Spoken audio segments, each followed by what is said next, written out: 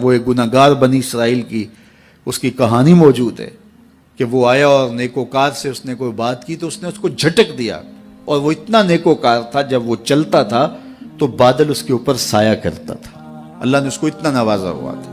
لیکن گناہگار کو دیکھ کر کے اس کے اندر نفرت کے جذبات پیدا ہوئے، اس نے کہا میرے سے بات نہ کر، پیچھے ہٹ جا۔ اللہ اکبر! تو وہ بیچارہ بڑا رویا کہ مالک میں اتنا گناہگار ہوں کہ تیرے پاک بندے مجھے اپنے پاس بٹھانے کے لیے بھی تیار نہیں۔ دل ٹوٹا، شکستگی پیدا ہوئی، کہا لیکن مالک تیری مرضی، اور واپس پلٹا۔ لیکن جب واپس پلٹا تو وہ بادل کا سایہ جو اس نیکوکار پہ تھا وہ سایہ اس گناہگار کے سر پہ آ گیا۔ تو وہ کرم نوازی جس پہ فرما دے، اس کے سارے بندے ہیں۔ تو اللہ کو جو ہے وہ تکبر کی نیکی نہیں، وہ گناہ جس کے بعد عجز پیدا ہو، اللہ کو وہ پسند ہے۔ وہ گناہ جس کے بعد توبہ کے جذبات ابھریں، بندے کو شرمندگی کا احساس ہو۔ تو مت ایسے بنے کہ 4 نمازیں پڑھ لیں تو سب بے نمازیوں کو حقیر جاننے لگ جائیں، تھوڑا سا کام کر لیں، صدقہ و خیرات کر لیں تو باقی مالداروں کو حقیر جانے لگے۔ آپ کو دین کے کام کی توفیق مل گئی ہے تو آپ دین کے ٹھیکیدار بن کے بیٹھ جائیں کہ میں اتنا بڑا جلسہ کروایا، اب میرے علاوہ تو کوئی یہاں مسلمان نہیں رہتا، میں ہی سب سے بڑا عاشق رسول ہوں اور میں ہی سب سے بڑا مسلمان ہوں۔ نہ، ایسا نہ کیجئے۔ اللہ نے آپ کو توفیق دی، آپ نے لوگوں کو دعوت دی، پتہ نہیں کس آنے والے پہ کتنا کرم ہوا ہے۔ یہ تو ان کی رحمتیں ہیں، وہ جس پہ چاہے جیسے چاہیں برس جائیں۔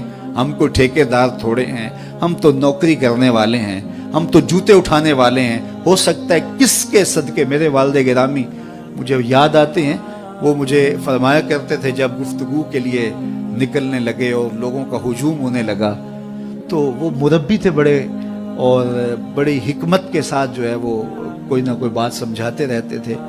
تو ایک دن فرمانے لگے کہ ایک خطیب تھا، بظاہر اچھا خطاب کرتا لیکن اندر سے وہ اتنا اچھا نہیں تھا۔ تو جب وہ فوت ہو گیا تو وہ بخشا گیا، تو اس نے اللہ سے کہا کہ میرے مالک، میرا تو کوئی عمل ہی نہیں ہے کہ میری بخشش ہوگی اور میری مغفرت ہو گئی۔ تو فرمایا کہ ہاں ہم تجھے جانتے ہیں، لیکن ایک دن تو کہیں واز کر رہا تھا، میرا ایک بندہ بیٹھا تھا، اس کو پسند آ گیا، میں نے اس کے صدقے تیری مغفرت فرمائی۔ اٹھ فریدا ستیا تے میلا ویکھن جا، اٹھ فریدا ستیا تے میلا ویکھن جا، وت کوئی بخشیا مل جاوے تے تو ہی بخشیا جا۔ تو پتہ نہیں کس کے صدقے سے اللہ رحمتوں کا نزول فرماتا ہے۔ بے عمل کو دیکھ کر کے اس سے نفرت نہیں ہے، نفرت تو گناہ سے ہے، گناہگار سے نہیں ہے، لیکن کوشش کی جائے کہ یہ عمل بد چھوڑ دے۔ اللہ اکبر! ایک جنازہ گزرا اور وہ جنازہ کسی غیر مسلم کا تھا، تو چشمان رحمت میں آنسو آ گئے۔ تو صحابہ نے پوچھا کہ حضور یہ یہودی ہے یا عیسائی ہے؟ کوئی اس کا جو مذہب تھا وہ بتایا۔ تو فرمایا کہ مجھے اس بات پہ افسوس آیا کہ یہ اسلام نہیں لا سکا اور کفر کی حالت میں مر گیا۔ تو اگر یہ اسلام لاتا اور جو ہے وہ جنت کی راہوں کا مسافر ہوتا تو کتنا اچھا۔ یہ اس کے ساتھ بھی ہمدردی ہے۔ تو اللہ کی مخلوق، یہ جنت کے اکیلے ٹھیکیدار بننے کی کوشش نہ کریں کہ میرے علاوہ کوئی جائے نہ، جنت کے دروازے پہ میں بیٹھ جاؤں گا کسی کو، یہ زیادتی ہے۔ میرے تو اعلیٰ حضرت نے یہ کہا تھا، ایک میرا ہی رحمت پہ دعویٰ نہیں، شاہ کی ساری امت پہ لاکھوں سلام۔ تو اس لیے امت سازی کی ایک تو کوشش کریے، اپنے اندر باہمی چھوٹے چھوٹے نزاع اختلاف، یہ انسانی فطرت ہے، انسان کے اندر طباع کے اندر اختلاف ہے، ترجیحات کے اندر جو ہے وہ اختلاف ہے، اپنے اپنے مزاج کے اندر تفاوت ہوتا ہے۔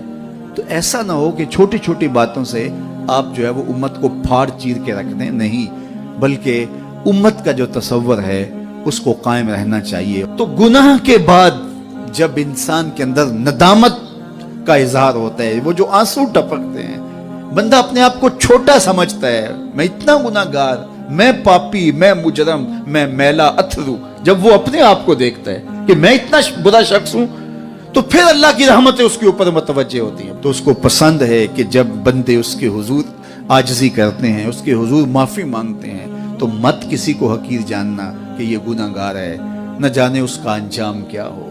کتنے گناہگار ان کا آخر اچھا ہو جاتا ہے، کتنے نیکوکار ان کا آخر اچھا نہیں ہوتا۔ انما الاعمال بالخواتیم، وہ تھی تو فاحشہ عورت لیکن ایک کام کیا کہ ایک کتے کو پانی پلا دیا، اپنے دوپٹے سے جوتا باندھ کر کنویں میں لٹکایا اور اس کو پانی پلا دیا۔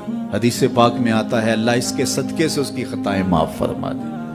اور ایک نے بلی کو مار دیا خاتون کو، اور وہ جہنم کی آگ میں جلنے لگی۔ اس لیے کون کس کا انجام کیا ہوتا ہے؟ ہمارے بزرگ فرماتے ہیں کہ بچے سے پیار کرو کہ اس کے گناہ کم ہیں، اور بڑے سے پیار کرو اس کی نیکیاں زیادہ ہیں، اس کی نیکیاں زیادہ ہیں۔ چھوٹے سے اس لیے پیار کہ اس کے گناہ کم ہوں گے، اور بڑے سے اس لیے پیار کہ اس کی نیکیاں زیادہ ہوں گی۔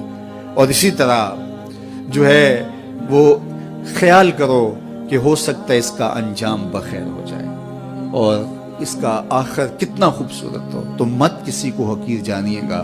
ایک میرا ہی رحمت پہ دعویٰ نہیں، شاہ کی ساری امت پہ لاکھوں سلام۔ تو حضور کی امت سے پیار کرو، مخلوق خدا کو جوڑنے کی کوشش کرو، اور آقا کریم علیہ الصلوۃ والسلام نے یہ جو امت کا تصور دیا اور کہاں کہاں سے لا کے کہاں کہاں کے افراد کو ایک گروہ میں، ایک جماعت میں اور ایک امت کے اندر پرویا، ایک لڑی کے اندر پرویا، اس امت کو امت ہی رہنے دیا جائے۔